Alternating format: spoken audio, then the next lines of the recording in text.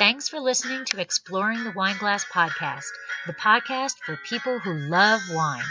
I'm Lori Budd, a UC Davis winemaking program and WSET Level 2 graduate. You can find Exploring the Wineglass on all the socials as well as your favorite podcast catchers. If you haven't subscribed yet, now's the perfect time. I promise I'll never tell you what to drink, but I'll always share what's in my glass.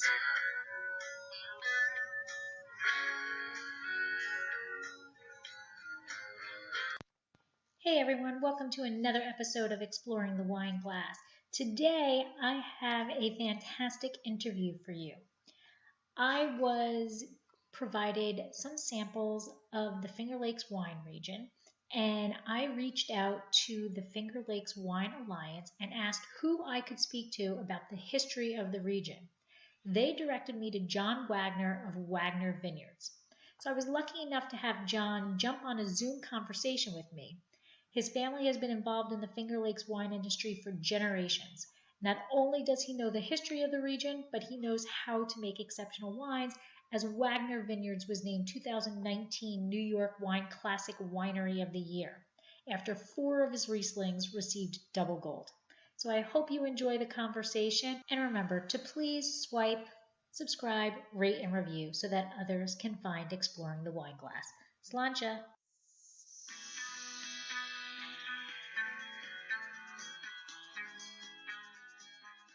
Hey everybody, welcome to another episode of Allure of the Poor, sponsored by Dracaena Wines. In today's episode, I am sitting down with John Wagner of Wagner Vineyards in Finger Lakes, New York, and we are going to talk about the history of the Finger Lakes, the wine history of the Finger Lakes, and you know what? I got a preview taste of that Riesling, and we're going to get down and dirty and talk about Riesling in the Finger Lakes because it was a wonderful glass, and I'm pretty darn happy I have a second bottle because it's going to be popping soon because it's about 105 degrees outside, and this weekend it cools down, and I'm going to celebrate the cooling down with another glass of Wagner Riesling. So welcome, John, and thank you for joining me. Oh, thanks for having me. Look forward to it. So I wanted to first start off with a bit about the Finger Lakes, the history of it. I had read that it started by glaciers, that these lakes came in, the fingers are glaciers. So can you elaborate a little bit more about like the beginnings of the Finger Lakes? Sure. So many thousands of years ago, there were shallow riverbeds that flowed north-south and were the early beginnings of where the Finger Lakes lie now. And 11,000 years ago was the last ice age, and in this area right here we had a blanket of ice that was a mile thick, and that ice moved from north to south, and it scoured the earth, and as it traveled down those shallow riverbeds, it formed the 11 Finger Lakes. And so the action of that heavy ice scouring down through there moved a lot of material from north to south, and it dug those lakes very deep. When the glacier melted and receded, all that water ran down the banks of those lakes and made the steep gorges and a lot of the waterfalls and everything that we have, the points of nature and beauty in the area. And we were left with these deep bodies of water. Seneca Lake is the deepest. It's 640 feet deep. So very, very deep, long, resembling fingers. That's hence the name, the Finger Lakes. So a lot of fruit planted around these lakes. Are the fingers connected? Can you go from one lake to another lake, or are they independent? Some of them are connected in water flows from one to the other, and some are connected through canals where you could actually navigate from one lake to another. Like from Seneca to Cayuga, you can get there, and you can get to the St. Lawrence Seaway from the Finger Lakes. So yes, some are connected. Some are connected only through streams that flow from one to the other. Do people tend to, who live there, who reside there, do they tend to travel by way of boat versus driving, or? There's not a lot of travel between the lakes by boat. Some through between Seneca and Cayuga through the canal, but the region's very unique because people that are across Seneca Lake from where I am are only 3.5 miles away from me, but it takes an hour to get over there because I have to drive all the way around the lake. So back in the 1800s, there was a lot of ferries that did move people around the lakes. That is kind of gone by the wayside at this point. So everybody's traveling by car, and yeah, that's fallen out of fashion. But yeah, that was a big back in the 1800s and early 1900s. Oh, cool. So I also read because I love supernatural stuff and mystery and stuff. But there's also the thought the Great Spirit had reached down and touched the earth, transforming it to a sacred land and blessed by nature. So that's a really beautiful thing. So is that from Indians that lived there, or who Yeah, it's started the Finger Lakes? definitely an intriguing story. I think that was passed down from the Native Americans that had settled the region shortly after the glacier receded. But I think we all kind of really understand the science behind it and what really did form them. But yeah, sure. So yeah, there's been people in the region for many thousands of years, and then really about the late 1700s was when European settlers came in the area and began to do more farming of fruit and other crops in the area. So. And is there still a large population of Native Americans in the area?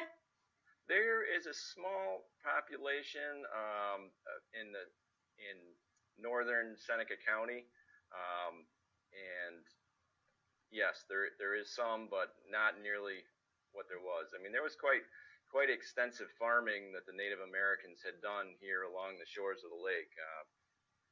Peaches and corn and even quite a bit of fruit because they had identified the areas that had a little bit more moderate climate next to the lake. So. And you had mentioned that there's 11 lakes. Do all 11 lakes have wine growing or vineyards growing around them? The majority of the vineyards are clustered around the four largest lakes in the center. So Canandaigua, Keuka, Seneca, and Cayuga. There are some smaller wineries throughout some of the lakes beyond that to the west and to the east. But those smaller lakes do tend to freeze in the wintertime. Oh. And when the surface of the lake freezes, then you lose the effect of that water giving up its heat in the wintertime. So the grapes that are grown in the regions outside of those four central lakes are pretty limited. We are on the east side of Seneca Lake, and as I mentioned before, due to its depth, it hasn't frozen solid in the wintertime since 1912. Oh. So that open body of water is what gives us a little bit of protection from those cold winter temperatures. We do tend to get a prevailing northwest wind that comes across that open water and keeps the east side of Seneca Lake just a slight bit warmer than surrounding regions. So that's really the reason that most of the grapes are clustered around those larger lakes that do tend to have a little bit more temperature moderating effect than the smaller ones. So we know, like in California, we talk about the coastal influence, and you're talking about a lake influence. Is it similar to a coastal influence, but not as dramatic? Yes, I would definitely say that because I think with coastal, you've got a wide expanse of land that might be experiencing the same conditions, where here it can vary, but depending on where you are on the lake. If you're on the north side, the west side, the east side, it's very different. And we tend to get, most of our farm is a sloping site that slopes from east to west toward the lake. So even in the summertime, we get quite a bit of lake influence. At night, we get the air rushing down the hillside as the air cools down and it rushes out over the lake, and we get convective heat rise over the lake. So we tend to get really good air drainage throughout the year, and that can prevent us getting a frost, either a spring frost or a frost near harvest that would, take our leaves off. So it's similar in the effect that the large body of water is influencing temperature, but it's much more patchwork quilt on the areas that are getting the influence rather than our properties along the coast, and the whole coast gets that big effect. So similar but slightly different. What about in terms of irrigation? Do you have any issue with, can you dry farm, or do you still need to irrigate? Yeah, so we are 100% dry farmed. As I would say, just knowing the growers around the area, I would say 95, 98% of the farms are dry farmed. There are a few new plantings going in that are installing drip irrigation. We get about 35 inches of rainfall per year, which, if spaced out equally, is just about right for us through the growing season. We do tend to get some heavier rain events than we used to get, so those are a little challenging for us given that the farms are on sloping sites. So we have to be very cognizant of soil conservation and things of that nature, permanent cover crops and protecting that topsoil. But no, the vast majority of vineyards in the Finger Lakes are dry farmed. And what is your soil composition? So our farm is on mostly honeyoy silt loam, which is a very well-drained soil. Tends to be about a minimum of 80 inches to an obstructive layer. So we, in the last 20 years, have really been supplementing even that well-drained soil with supplemental pattern drain tiling. So doing everything we can pre-plant to lower the seasonal water table. And then when we establish vineyards, we do a lot of deep ripping in order to establish deep root systems. And once we get those vine roots down in the ground 4 to 8 feet down, they really are very resistant to drought conditions, and hence the not having the need to provide supplemental irrigation for them. So we do a lot pre-plant to really prep the soil, which is quite a big change from us. 30 years ago, we would do spur tiling out to a notorious wet spot, and then we would plant. Now we're planting almost exclusively vinifera varieties, which to get them through the winter, you've got to do everything right. And one of the things is to get consistent vine size and to get them to be healthy throughout the growing season, and get those roots down in the ground deep. And grapevines don't like wet feet, so we do a lot to lower that seasonal water table through supplemental drain tile. So. And how big is actually the Finger Lakes region? And then you said that the wine region is pretty much localized around those center lakes. So about how many wineries are there in what you would say the Finger Lakes region? Yeah, so the region in entirety is 2.6 million total acres. Of that, about 11,000 are planted to grapes. Oh, so okay. Yeah, I mean it's not big by California standards, but it's a lot of one crop in this particular region. There are 112 wineries in the official Finger Lakes AVA region, and a little over half of them are right around Seneca Lake. Oh, so okay. Seneca Lake tends to, I keep going back there. I'm a little biased because I'm on Seneca Lake, but it is the deepest, the most temperature influencing body of water.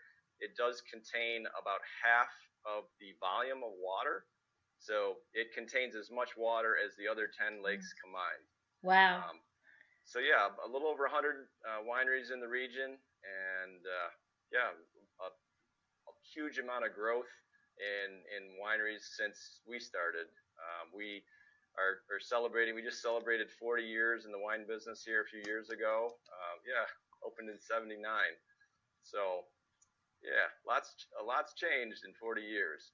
So I'm trying to think back, because we're originally from New Jersey, and I know that when we first got married, which was in '95, so I'm going to say somewhere around 2000-ish, mm-hmm. we took a ride, and we spent it in I'm probably in the Ithaca. Yeah. Okay, Yep. so that's where we stayed as our base point, and then we kind of went off. But I don't think there were that many wineries back back then. No, Um, no, it probably would have been in the dozens at that point. So yeah, Ithaca is at the south end of Cayuga Lake, about a half an hour from where we were located. okay. And so I think that since then, the region itself has really grown. But I think that's true with any wine region. Once you get somebody in there that starts to do something and then learn that area, because no matter what you farm, whether it's grapes, oranges, almonds, whatever, you have to learn that soil, you have to learn that climate and learn what works, and then For more sure. people come Yeah. in. Yep. um, And it kind of takes a critical mass of wineries to bring more people to the region as well. So we've definitely seen that as um, I think we might be kind of at the point where we are saturated, but you never know. But it has helped having a critical mass of wineries bringing more people to the region. So in terms of visiting, so did we do it correctly? Did we, pick a base point and travel off, or do you recommend, spending a day at one lake and then changing location and yeah, I would definitely plan to not jump around too much, because if you try to drive down the road and not have an itinerary in mind and you just stop at every sign that you see, it can become kind of rushed. And I think doing your homework first and finding out places that you really want to go, if you're more into coming to a place that is authentic like we are 100% estate bottled, so we grow all our own grapes. We produce all our own wines here. We do quite a bit of education to the people that come here and talking about the history of the region and talking about the history of our farm and what goes into what we do differently to grow our grapes. And then you've got the full spectrum. There's some wineries that are tasting rooms that have opened along the area that really have a brand, but they wouldn't have production facilities or fruit. But you kind of, if you're, depends on what type of experience you're looking for. But I would just recommend that really try not to have a rushed visit, because people will feel like they're chasing their tail if they're trying to go around and hit every place along the way versus sitting down at a place that connects with you and you can really learn some things about it. And we've been doing it a long time, and we take great pride in our fruit and in our wines, and we think that shows through in there, and hope we can convey that to our customers. wonderful. So going back to the history, when the Finger Lakes first started being populated by the Europeans, what brought them to the Finger Lakes? Yeah. So, I mean, as we talked about before, pretty fertile soils throughout the region. There was quite a bit of timber in the area, so there was a lot of natural resources for them to be able to produce homes, to produce lumber. The flowing water in the rivers, there was a lot of mills where they were grinding grain, sawmills where they were sawing up the timber. So quite an abundant natural resources in the area that they were able to harvest and use and settle the area, build structures, and then just a lot of crops were growing well in the area. So as more of that came in, the railroads came through and were able to move things around. The waterways at that point moved a lot of goods. My grandfather would take his grape harvest with a horse and a wagon down to a dock on Seneca Lake and load it on a steamboat. So we definitely, the lakes were used to move goods around, and yeah, it was a really abundant region with ways to get things around, to move things around, and other than pretty harsh winters, but everybody learned to deal with that. So It's amazing. I think most most communities really flourished once a railroad got there. Yeah. And your area had the waterway to start off with, so it probably really flourished. They were able to move one way, then that railroad comes in and Yeah, it was kind of like the technology change. So waterways dominated in the beginning, then the railroads came in, and the water travel kind of subsided a little bit, and then the over-the-road trucking came in, and that kind of there's still a few railroads that move goods around, but a lot fewer than there was even 50 years ago. And was the Finger Lakes, were they flourishing at the time of Prohibition? Do we have a lot of wineries at that time? Yes, actually we did.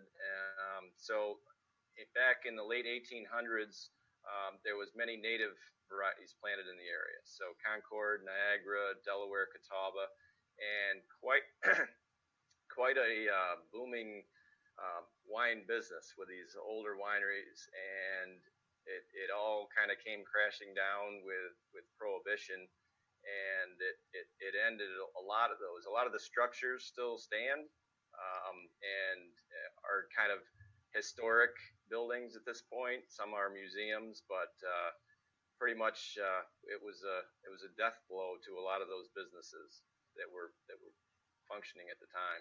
And then there was some fires too. A lot of these older structures that had built up to bigger sizes were there was some hotels around the lake, and a lot of those wooden structures were susceptible to fire, and just given the technology for early electricity and wood heat and all these things. So yeah, so Yeah. things.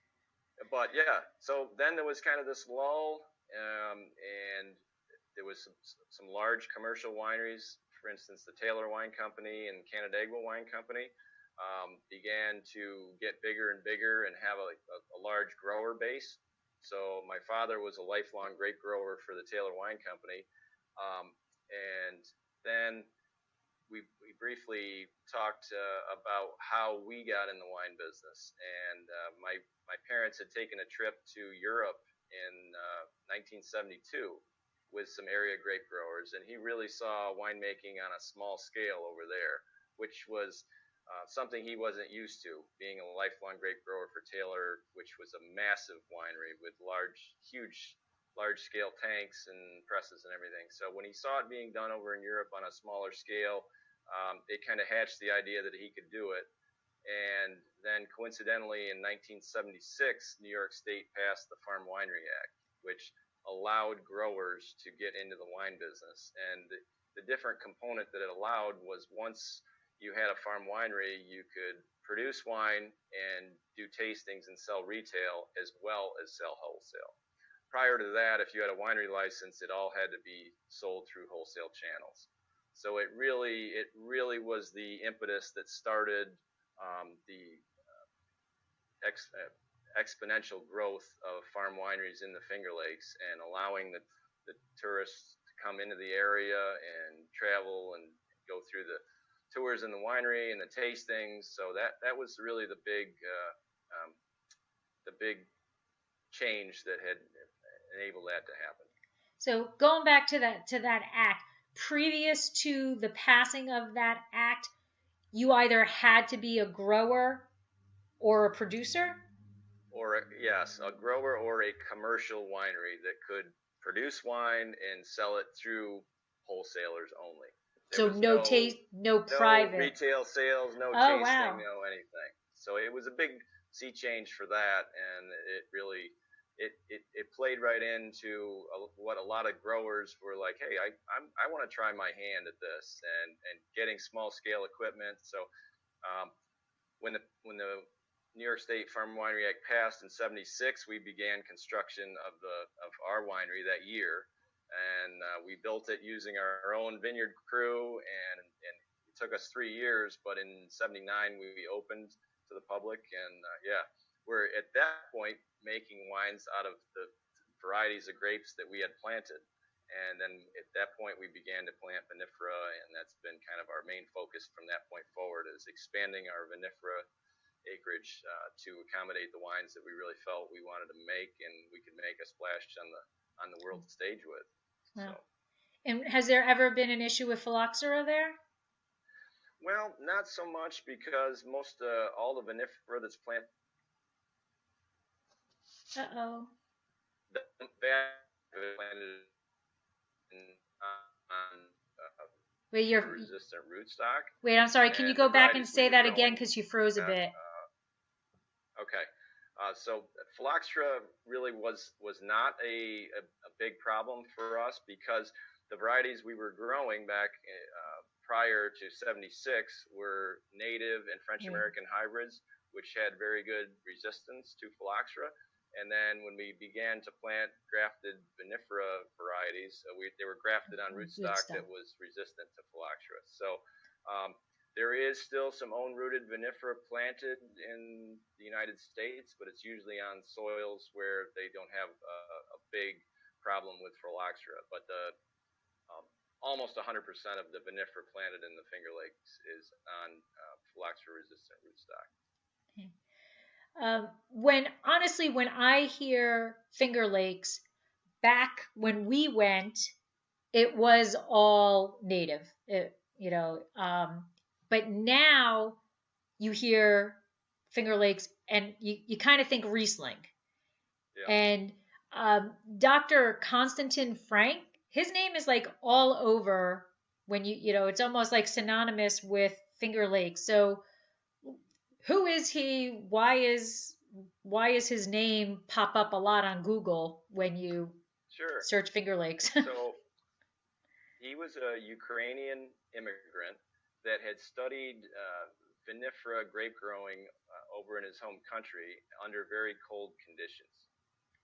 So when he arrived here, there was very little vinifera planted in the region, and it had been tried and experimented. Cornell was always experimenting with different varieties, and most of those initial trials had not gone well for vinifera. So when he inquired about that, he was told, well, we've tried it, it doesn't grow well in this region. He knew that back in Ukraine, under similar cold winter conditions, he was able to grow vinifera varieties. So he got into the research business, and he began to do some small-scale trials and proved that vinifera could be grown in our region. So that's why you do see his name a lot, because he was kind of the one that said, hey, I think we can grow these varieties. So they are still a very active winery in the region, and yes, they continue to be one of the larger wineries in the region, and really doing a nice job promoting the region and making high quality wines. And in terms of promoting the region, there is the Finger Lakes Wine Alliance. Yes. Right. Is that a community of winemakers, growers? Like, when did that alliance come in? Sure. So about 15 years ago, the Wine Alliance was formed. Presently, there's about 35 wineries that are member wineries. I'm on the board of directors for the Finger Lakes Wine Alliance, but our mission is to promote brand Finger Lakes and to really showcase the wines and the wineries of the region, and take our message outside of New York State and really get it out there through channels such as yours and through various other things. But we know we're doing a super job on promoting quality vinifera wines in the region, and the Wine Alliance is championing that effort and trying to get the word out. So, but yes, there's several other organizations that are similarly minded. Some are more about bringing tourists to the region. Some are more about branding the region itself. So in terms of when somebody comes there, it's almost, they can come any season. There's so much to do in that area. Now, during the winter, are the wineries open for tasting all year round? So yeah, most of the larger wineries, us included, we're open year round. We close Thanksgiving, New Year's, and Christmas. Those are the 3 days, but we're open every other day, and we don't see as many visitors during some of those months. But sometimes that gives you like a more intimate experience when you do come here because you got more one-on-one with our tasting staff. Um, so yeah, most wineries are open. The smaller ones may have reduced hours, or they may close for some. Some of them close for the season, but there's a lot of wineries are open year round. So we we want to be open, and but yeah, there's a ton of things to do in the region, even in the wintertime. There's Finger Lakes National Forest. There's hiking trails. There's skiing trails. There's some ski resorts in the area that are not too far away. One of the things that kind of hampered the region for a number of years was lodging, and we've pretty much corrected that in the last couple decades. There's much more lodging available. Okay. Hotels scattered around the lakes, a lot more B&Bs, and so yeah, that is no longer. And there's a ton of great places to eat now too. So. All right. And so if somebody's coming to Wagner or to most of the wineries, is it open door policy? Skip the pandemic concept, but Yeah. typically is it open door policy or are they appointment or only what's Wagner? And now a word from our sponsor. Did you know that Dracaena Wines now has a wine club? We named it the Chalk Club. Draco is on our label, but Vegas was getting a little jealous, so we decided he deserved to be our club spokesdog. In Las Vegas, betting chalk means that you are betting on all of the favorites. We are betting that we are one of your favorite wineries, so we thought the name was apropos. The club is simple, yet a bit different than most. When you wager on us, we will ship you 3 bottles of wine twice a year, once in April and once in September. You can choose all red or mix of red and rosé. You immediately receive 15% off of all your wine purchases throughout the year, but what makes our club stand out is the progressive discount. Let your club membership ride into the next year. Your discount increases.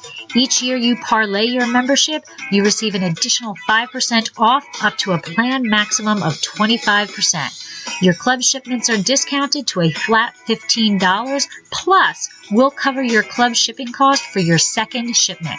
That's $15 house money in a sure bet for you. So please head to our website, dracaenawines.com, and find out all of the benefits of joining the Chalk Club and how to sign up.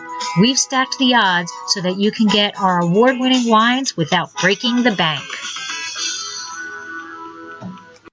Sure. So, typical, we would be open door and reservation for groups of 8 or more. Okay. With the changes that we're doing with the reopening after the coronavirus and everything, we are going to be appointment, and we're going to limit group size to 6 at a tasting bar, trying to open and keep our numbers down so that we can keep everybody socially distanced.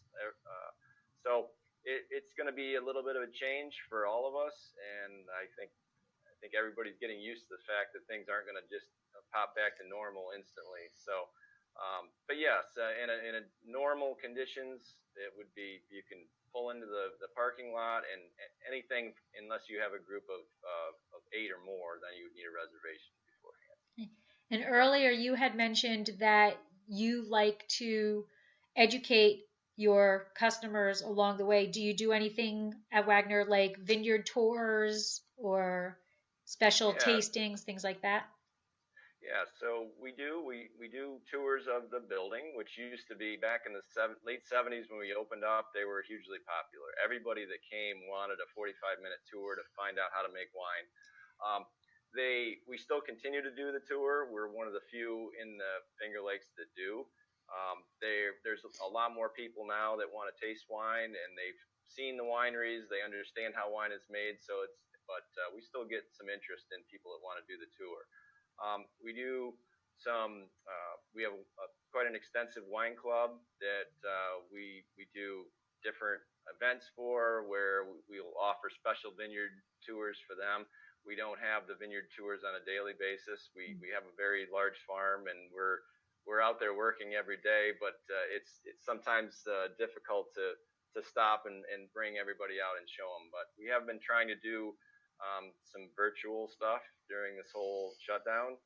We've been doing that for 10 or 12 weeks now on Fridays at 5. So getting the word out, going out in the vineyard, and Alex and myself trying to do some filming and really show people what is involved from the ground up, literally, to grow grapes in the Finger Lakes sustainably. And that's a big point of focus for us, is not just planting the flavor of the week vineyard and finding out we can't keep it alive for more than 5 or 10 years. We want to establish vineyards that are productive and healthy and growing grapes for 50 plus years.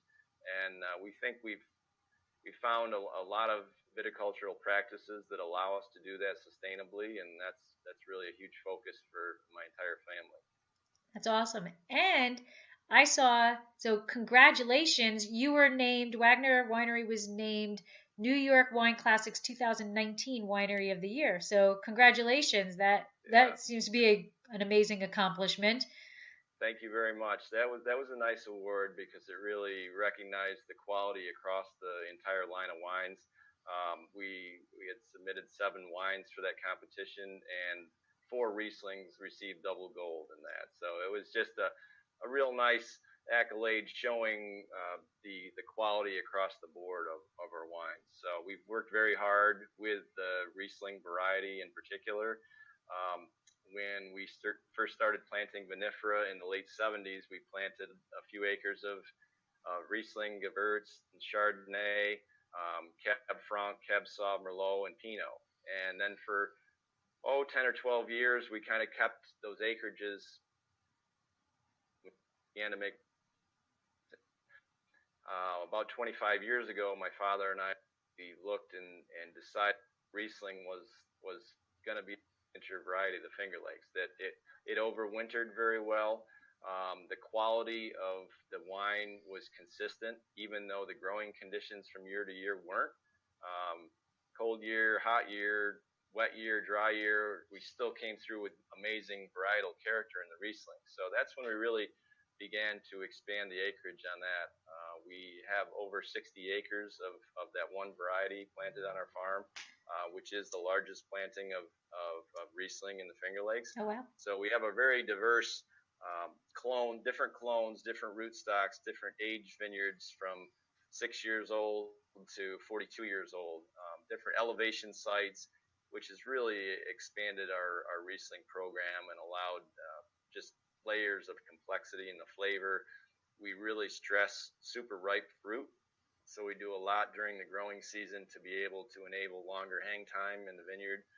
Riesling is a thin-skinned variety, as you know, so they are susceptible to botrytis, and in some of our wines we like a little botrytis character, and others we do whatever we can to keep it out and keep healthy functioning canopies late in the season, so we can really get super ripe fruit. We, on the east side of Seneca Lake, tend to have a few higher growing ripe characters. You cut out. Okay, can you hear me now? Yeah, you said on the east side and then you cut out. Okay. On the east side, we tend to have higher growing degree days than other areas in the region. So with that, we're able to really push the ripening and get some super ripe fruit characteristic out of the Riesling. So we're very bullish on Riesling, and we're beginning to be the same degree of bullishness on Cab Franc. Oh. Yeah. So yeah, I can see you cheering that on as well. So we now have 23 acres of Cabernet Franc in the ground, which is a pretty good commitment to that variety. But we think a lot of the same things about that variety. It overwinters well. We can get it ripe. We love the flavors that the wine produces. We do a dry rosé of Cabernet Franc out of it. It's beautiful for that. So yeah, a lot of versatility, similar to Riesling as far as being super versatile and So yeah, there's a lot of varieties grown in the region, but we really are kind of circling the wagons around Riesling and Cabernet Franc, That's awesome. which I think a lot of regions kind of go through that evolution of finding what they can do great, and other varieties that we don't feel we can compete with. For us, being an estate bottled winery, it's tough for me to take the investment to plant one of those varieties if I don't think I can do it sustainably. Right. If you're a commercial winery and you're purchasing juice or fruit, you can do an experiment, a 1 or 2 year experiment. But for us, we really believe in planting 1 foot long grapevines in the ground and doing all the homework up front on those plantings, and then seeing how they can show themselves and exhibit the flavors that we can develop here on our little slice of property on the east side of Seneca Lake. Right. See, and that's what I was talking about before is, you could plant whatever you want on your site because it's your site, but it's going to grow. Is it going to flourish? Is it going to create a beautiful grape? Is it going to turn into a beautiful wine? No, but you can still grow it. And that's the farming. That's the understanding nature and understanding the environment, the climate of what's going to grow, not only just grow, but what's going to flourish and and make something extraordinary in that area. And I think that's what I said was, we, as much as we love Paso Robles, we thought Clarksburg was a better environment for Chenin Blanc. So we are going to Clarksburg for our Chenin Blanc. Doesn't mean that, we actually purchase wines from wineries that produce Chenin Blanc. We drink their Chenin Blanc, but for us, we went to where we thought that climate was better for our palate. And that's part of farming. You got to know what it does, and it's trial and error. You may want something to grow very well, and it says and it's some of those experiments are tough ones because if you planting a vineyard, as you know, is a very expensive endeavor, and if you make a mistake and choose the wrong variety or the wrong site, which there's a lot of people that think they can plant vinifera and they plant it on a site and find out they're on a colder site than they thought or a wetter site than they thought, and it doesn't overwinter well, and they end up with a lot of blanks. So you really, we have the good fortune of being able to have the 125 years of experience that my family's done growing grapes here. So we've learned a lot of tough lessons through those years, and hopefully employ every lesson we've learned and move forward, keeping them in our mind. So right. And again, those mistakes aren't overnight mistakes. It takes years for the vineyard to grow to a point where you can harvest. And then if it doesn't grow, ripping it out is money, ripping it out is time, and you got to start all over again. So it's years and years invested. But then, we've got some good successes too, and that you can carry them forward as well. When you hit on a variety like Riesling and realize that what we're doing with the changes we've made viticulturally and being able to get that fruit super ripe and really have competed on the national stage and international stage with those wines, it's exciting, and that's where our focus is going to be moving forward, and it's a fun time. So, how many different Rieslings do you make? I'm currently making 7. 7 wine. So, what's your difference between them? The ripeness, the sweetness? Yeah, so we harvest all these different vineyards separately. Okay. And then we vinify separately, and we'll keep everything separate as long as possible, and then we would blind taste test all the tanks. We do now make a single vineyard, Kaywood East, that is off one of our very steep Riesling blocks that is a higher elevation site. Very distinctive fruit, mineral-driven flavors. It is always our driest Riesling, so playing kind of with that excitement of the acidity in there, a superfood wine, that is usually the first one we make, just because we have the fewest components coming out of that vineyard. We do have several clones of vines in there, so we'll make that blend first. But yeah, that's we've been making that now for about 6 years, and so that's become very popular offering. We then make our classic dry, so that is a little softer, a combination of more of our vineyards on the farm, a lot more stone fruit flavors in there, and really just superfood wine, one of my most favorite. I think that may be the one that you Yes. got for your sample.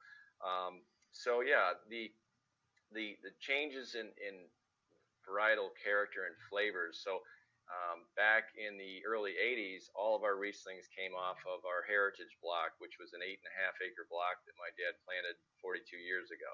So very similar taste profiles across the different Riesling sweetness wines, whereas now they're coming from 6 different vineyards throughout our farm. So we're definitely seeing a lot of differences between some of these dry wines and our ever popular semi-dry Riesling that's about 2% residual sugar. We make a select Riesling, which is about 3.5% residual, and we make a Riesling ice wine, which is very popular. And yeah, so we love the grape for the versatility, and we really, with the expanded vineyard offerings on our farm, really can differentiate those wines. It's not one particular taste profile with just different sweetness levels. It is very different flavors, and the winemaking team experiments with different yeasts. We experiment with different harvest times on things. Our Riesling are almost exclusively mechanically harvested. So we employ a Gregoire G8 harvester made in France. It is unique in the fact that it has onboard destemming and fruit sorting. So we're able to leave the fruit out there to hang to the day or the night when we want to harvest it at the right temperature, the right dryness level, so that we aren't harvesting with any dew or moisture on the foliage, and we can really capture that fruit really at the peak of ripeness. And we love the fruit quality that we're getting, because we can destem right in the vineyard. The stems are returned to the vineyard floor to be composted there. The auxiliary fruit sorting eliminates any material other than grapes. So what we are delivering to the winery is clean, ripe fruit, and it really has enhanced the quality of all of our wines across the board. But it's specifically important on some of these late season varieties such as Riesling, because as you well know, being in the wine business, as you hang fruit longer into the season, the risk is there. And every time there's a rain event that's coming up the coast, you get pretty nervous, because the early season varieties that you can pick in September are great, because they're off the vine and they're safely in the winery in a tank in an environment that you can control. But when they're out there, Mother Nature really has the upper hand. And so yeah, that's a little dicey there for a few weeks during harvest, but it's one of the nice things about being estate bottled is we are in constant communication, myself and my son, harvesting fruit with the winemaking team, and we huddle up every day and really discuss what the weather events are coming, where the fruit chemistry is at a certain point. We sample, just sample. So we really understand how the vineyards are developing in ripeness, and then we have the kind of the intimate connection with the vineyards, so we understand whether this foliage is at the end of the season. Like, you can kind of tell with Riesling when the foliage gets tired and it's not going to push the ripeness any further. The leaves will tend to lose their greenness and start to senesce, and so all that information goes into the harvest decision about are we going to let these vines hang fruit for another 4 or 5 days and try to play the weather that's coming, or this is it. This is as ripe as we can get it. We've got 3 inches of rain rolling up the coast.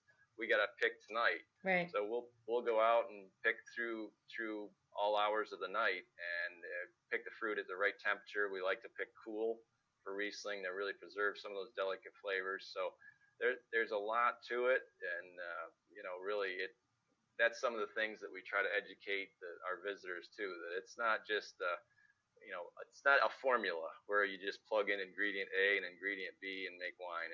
There's a lot of guesswork, but we hope like educated guesswork that goes into it, and we try to file all those lessons that we talked about and really rely on them when we make the next one.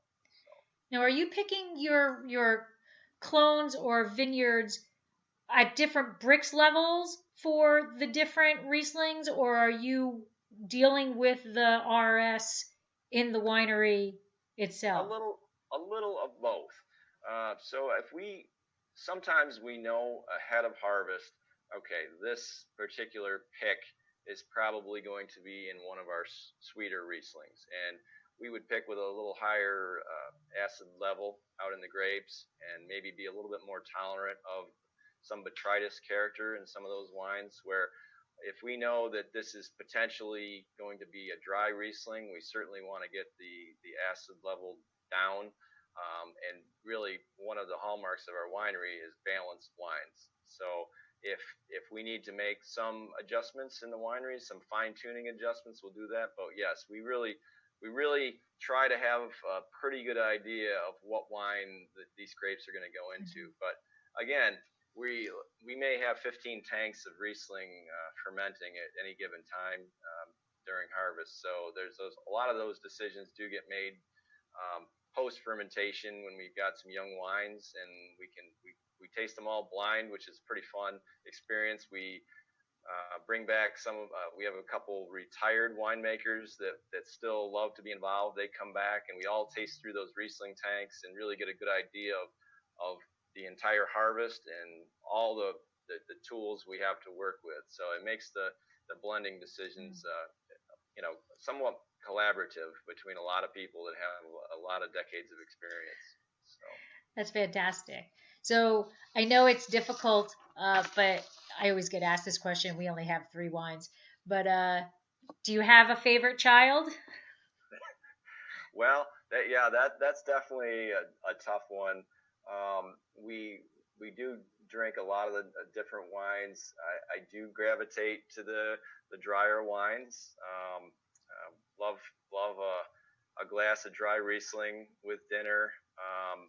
Do tend to drink a few more of the reds in cooler temperatures. The Cab Franc certainly is one of the favorites. We make a Meritage, which is a Cab Franc, Cab Sauv, Merlot blend. Really have quite a following on that. We only make that in certain years when we can get those 3 Bordeaux varieties super ripe. So that's limited production. So that's a special one as well. But really, it's tough to call out a favorite. I mean, they all have their place, and it depends on who you're enjoying the wine with too. Whether you're taking it to be enjoyed at a dinner party, or whether you're enjoying it with your dinner with food. But we are big proponents of enjoying wine with food, and that was one of the philosophies my father carried forward, and he started the Ginny Lee Cafe, which is the restaurant that's here on site, and really wanted to showcase our wines with food, and so people can enjoy them and feel like they're a part of their daily lives too. So awesome. So I was looking up your information, and it blew me away because we don't farm, we source, but I know how much goes into farming, and you have a lot of vines, but you also brew. You have a brewery? We do, yeah. Well, again, I'll bring up my father was Bill Wagner, and he was always about the next project. So he would charge right into the next one before he had the first one figured out. So we in '97 we formed Wagner Brewing. We do all brewing on site. So we like to be authentic.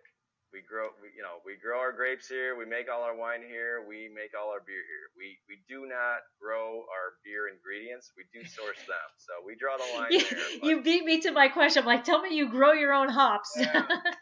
But yeah, a lot goes into that. We've been doing in the brewing business for a little over 20 years. We make a full range of beer styles, pilsners to lagers, IPAs. We do some seasonal, Hefeweizen, maple porter.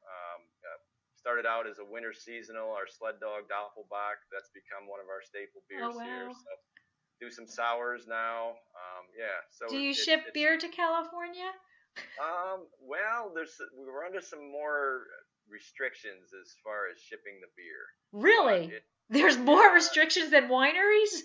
yeah, and a little bit it's somewhat cost prohibitive too, because the cost of the beer versus the shipping is a little bit different ratio there. Okay.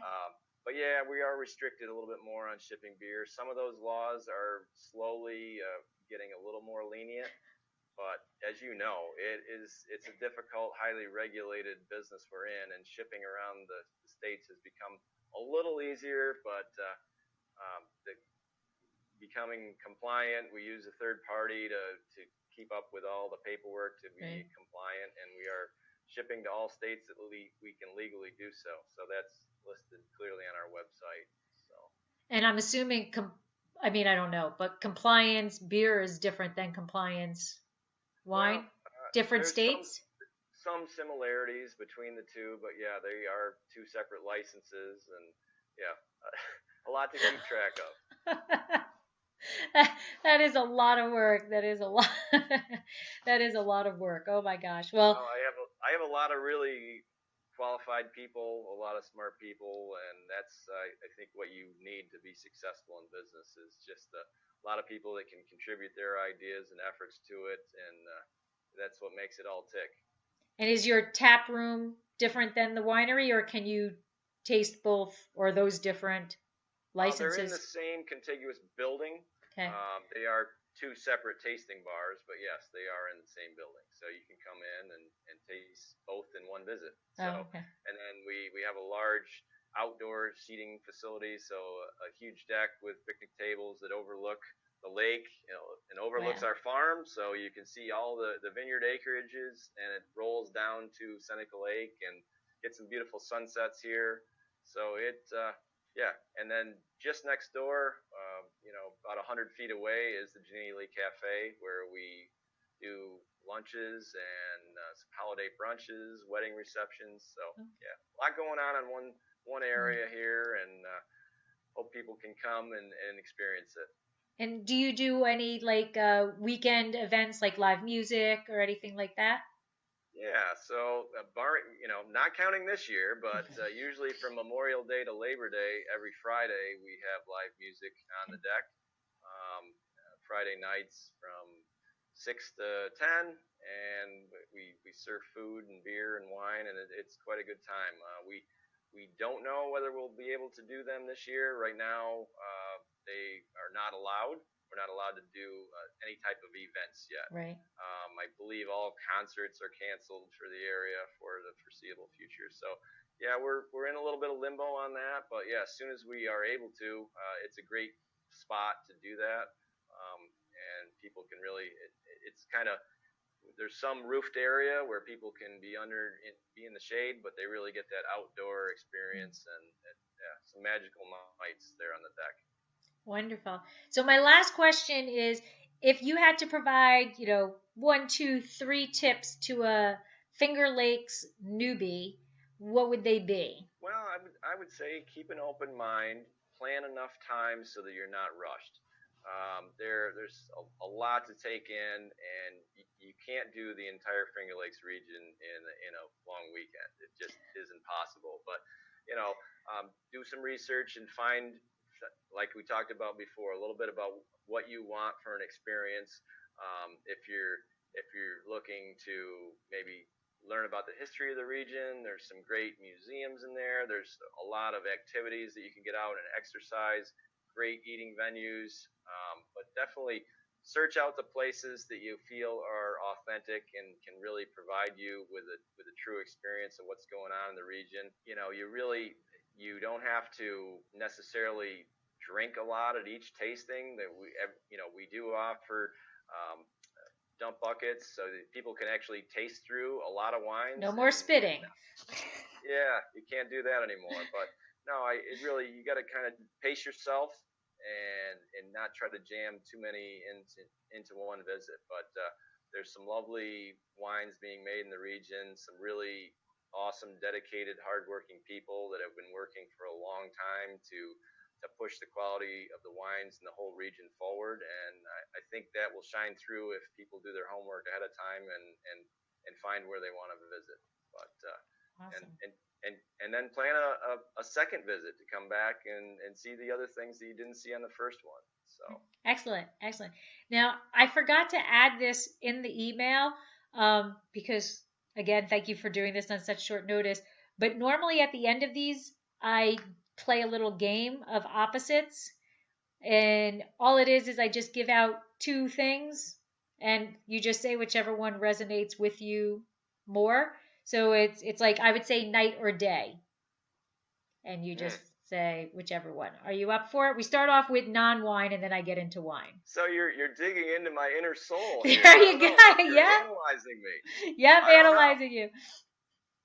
Well, sure. I guess if it's a playful thing, yep. I don't know what you're going to learn about me, but.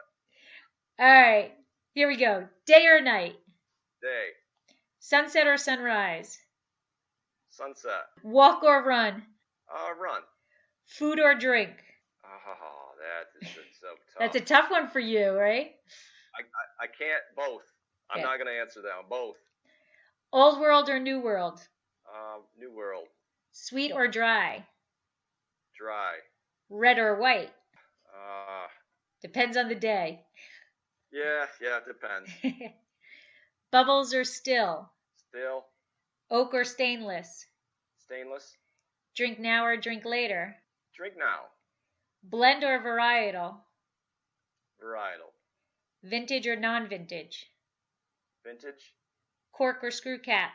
Oh, that depends. I could do a half an hour on that one. So, screw cap. We certainly are very bullish on certain wines, cork on others. So absolutely both on that one. Okay. Napa, Sonoma, or Finger Lakes? I'm going to pass. Commercial or indigenous? Well, I'm going to have to go commercial yeast on that. I think for the sustainability and the consistency of it in our wines. So. Bordeaux or Rhone? Bordeaux. And warm climate or cool climate? Cool climate, 100%. See, it's not so bad, right? Yeah, it wasn't bad. Thank you so much for joining me and for taking so much time out of your very busy day.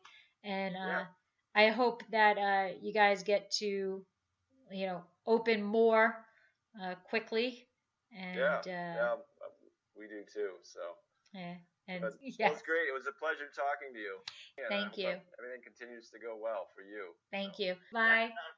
Bye now.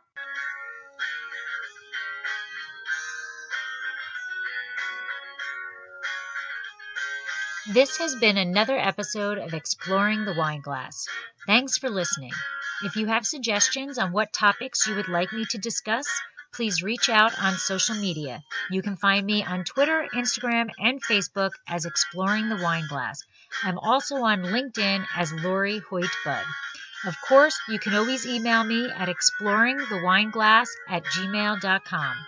If you enjoyed our podcast, please rate, review, and subscribe on your favorite podcast catcher to help others find me more easily. Until next week, sláinte.